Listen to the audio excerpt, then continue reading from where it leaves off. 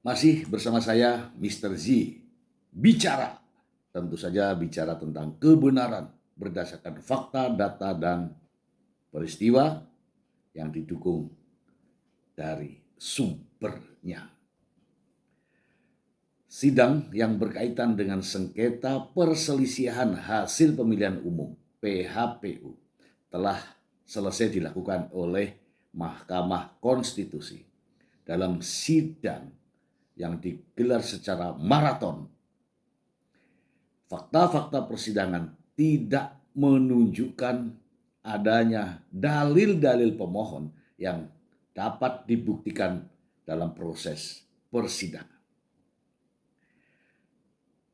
Bagi para pemohon, hal ini adalah kekhawatiran tersendiri ketika dalil yang diajukan di sidang MK justru tidak dapat dibuktikan. Terkait perselisihan hasil pemilihan umum, tentu saja akan menghitung berapa suara yang diperoleh oleh para pemohon. Namun nyatanya dalam proses persidangan tidak pernah dinyatakan oleh para pemohon dirinya memperoleh suara yang terbanyak dan menyatakan dirinya menang. Saksi-saksi fakta pun sudah dihadirkan, namun tidak ada satupun yang mendukung bahwa para pemohon menang dalam Pilpres 2024 ini. Saya ingin menayangkan sumber dari televisi terkait hal tersebut.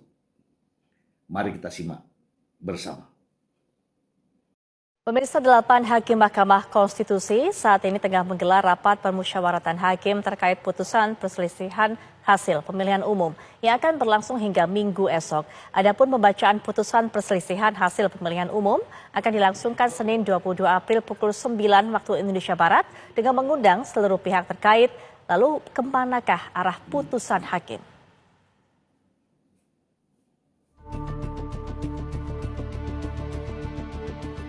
Delapan hakim Mahkamah Konstitusi saat ini tengah menggelar rapat permusyawaratan hakim atau RPH secara tertutup terkait putusan perselisihan hasil pemilihan umum atau PHPU. Kedelapan hakim MK itu adalah Soehartoyo, Saldi Isra,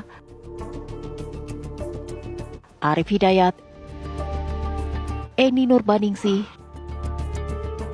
Daniel Yusmik, Guntur Hamzah,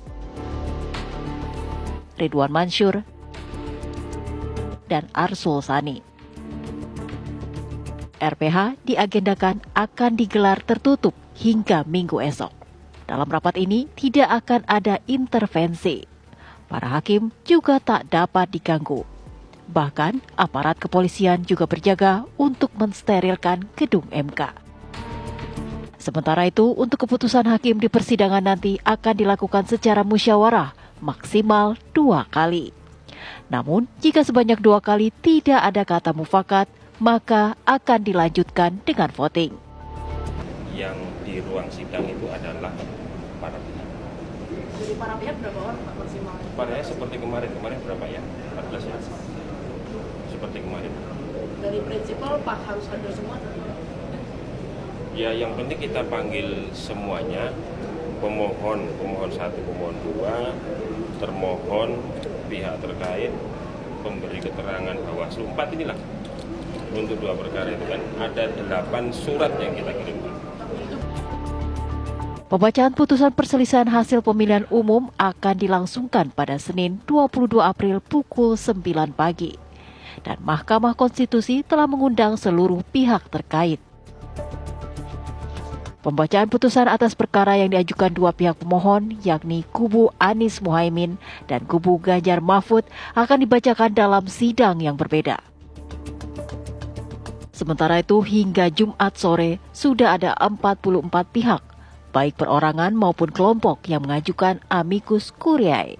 Salah satunya adalah Ketua Umum PDI Perjuangan Megawati Soekarno Putri. Saksi-saksi yang diajukan oleh para pemohon jelas tidak bisa menjadi modal kemenangan mereka karena tidak ada relevansi daripada kesaksian dengan dalil yang dimohonkan. Amicus curiae mulai bermunculan karena tahu bahwa kesaksian-kesaksian yang diajukan oleh para pemohon tidak mampu mempengaruhi hakim untuk menetapkan proses pemilu menjadi berubah. KPU telah menetapkan bahwa hasil Pilpres yang kemarin adalah dimenangkan oleh Prabowo Gibran dengan suara 96,2 juta atau setara dengan 58,58%. Artinya kemenangan mutlak diperoleh oleh pasangan Prabowo Gibran. Sementara pasangan lain perolehannya jauh di bawah perolehan Prabowo Gibran. Sehingga teramat sangat meyakinkan dalam putusan MK nantinya akan memutuskan Prabowo Gibran adalah pemenang dari Pilpres tahun 2024 ketika sengketa PHPU perselisihan hasil pemilihan umum yang digelar MK tidak dapat pemohon-pemohon ini membuktikan kemenangannya. Itu dari saya.